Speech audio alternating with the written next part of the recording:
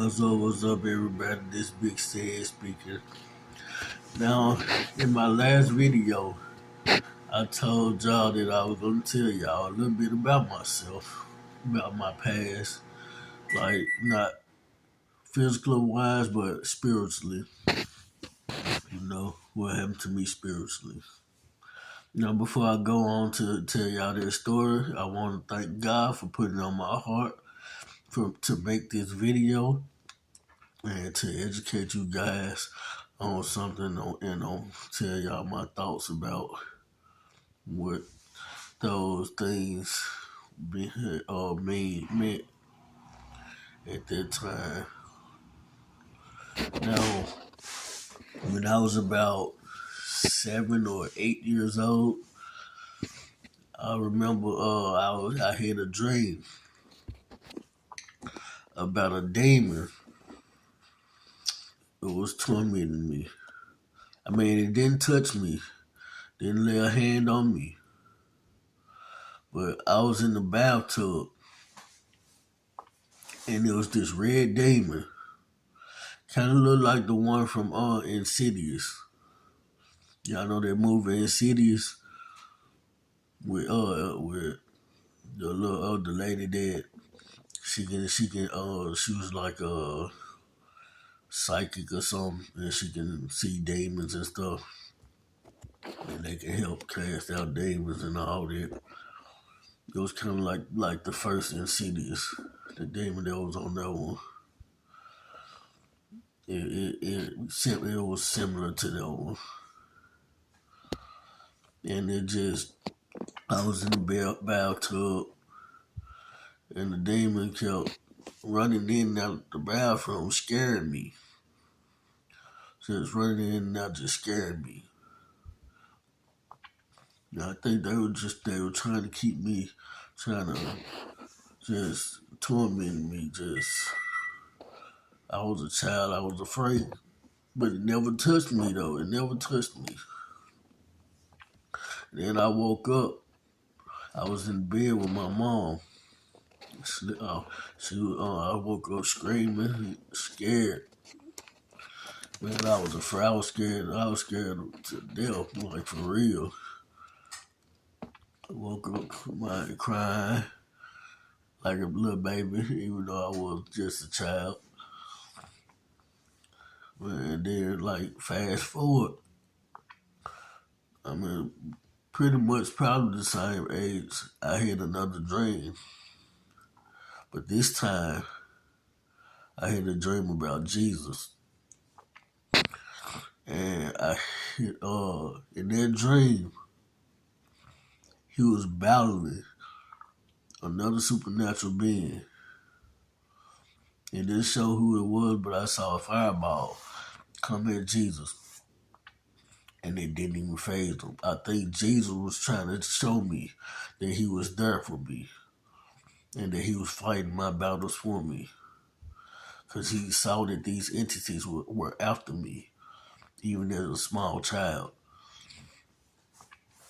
I had woke up after I saw that the fireball hit Jesus, and he fell to one knee just for like a split of a second, like half a second, to get right back up, started walking toward it like he finna mess you up, like he finna mess him up. Like Jesus, he was just that powerful. He is just that powerful. Like it didn't even faze him, like at all. And I woke up. And I think that he was trying to show me that he was fighting my battles for me and that he was there for me and he wasn't going to leave me behind. Now, fast forward to when I was about 9. I was playing outside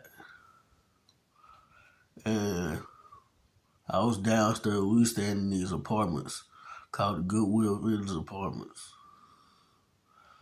They were in North Memphis off Hollywood. Some people might know them. And I was playing outside downstairs. I was on the little porch part. And I jumped off the porch and hit my head on the back of the steps. I believe I died that day. Like for real. I know some people gonna be thinking that I'm lying, that I'm crazy and all that about all this stuff, but I really don't care. I don't think I care about what God thinks and not man. So just to make that clear, I'm not about to lie to y'all. I mean, I've lied before I got saved, but now I feel like I don't have to lie to anybody. I don't lie anymore. I tell the truth. No matter how much it might hurt you, God said tell the truth, and that's what I do. And now back to the story. Like I was, I felt like I died that day because I literally saw my spirit rise about my body, and I looked down and I saw my body laying there on the ground. I was on the push part, and blood surrounded me, and then I just saw total darkness. I saw darkness, y'all. I didn't see any demons. I didn't see no light, see nothing. I just saw total darkness. And then next thing you know, I woke up in the hospital with a bandana, with the head wrap around my head.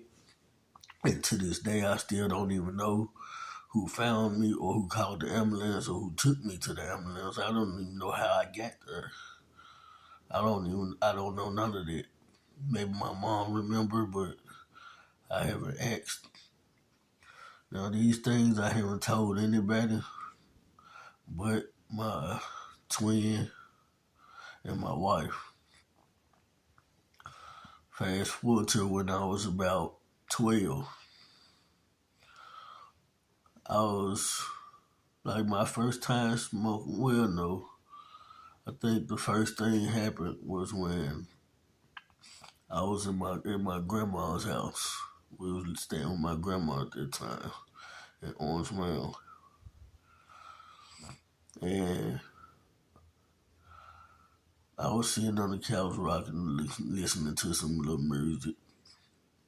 Closed my eyes, and I heard this evil laughter, like a demon, getting closer and closer to me.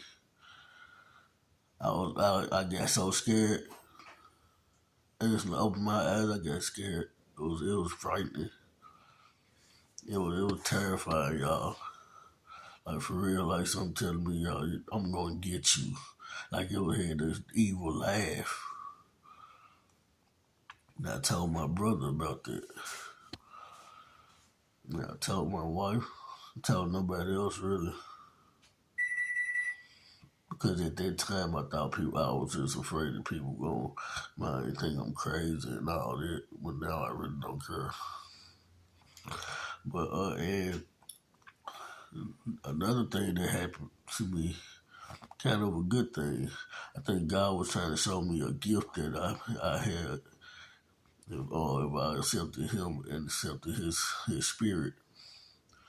Now, this thing, my first time smoking weed, and I lied to my cousin, my older cousin, that I already smoked. And I was 12 at that time too. And I was smoking weed. And when we got done, a little bit after we went in the house, and I had this vision that we was rapping, and my cousin said something, and my brother was saying something mumbling under his breath. And my cousin told him to speak up, and he said the exact same thing he said. He started rapping, and as soon as the vision stopped, the same exact thing happened. And my cousin, my brother said the same thing. They did the same thing. My brother said the same rap and everything. It was like deja vu. And I told them, man, I just saw this. Like I told them, I just saw this. You did that, said that to him, and he did the same thing and said the same rap. I just saw this. Like God showing me a vision. And fast forward, I was like, after that, that was my first vision. I had two my whole life. I had two visions. The other vision was when I was back in my grandma's house. And I was on the couch then too. And I saw my brother, my grandma. She had this. She had the front door. It led to her living room, and her living room led to her dining room. And she had this little oval shaped little doorway in between her living room and her dining room, where you can just walk through to get to the dining room. And I saw my brother. I was closing my eyes. I saw my brother come out from the dining room, put his hands came in between the living room and the dining room, put his hands up against the walls on both sides, and I opened my eyes, and lo and behold, the same thing happened. My brother come about the dining room, put his hands on both sides of the wall, and I told him, I just saw you do that. I told him, I just saw you do that. Like, it was amazing. Now, fast forward to about when I was probably 25. 25 was, I think I was 25. I had just got with my wife,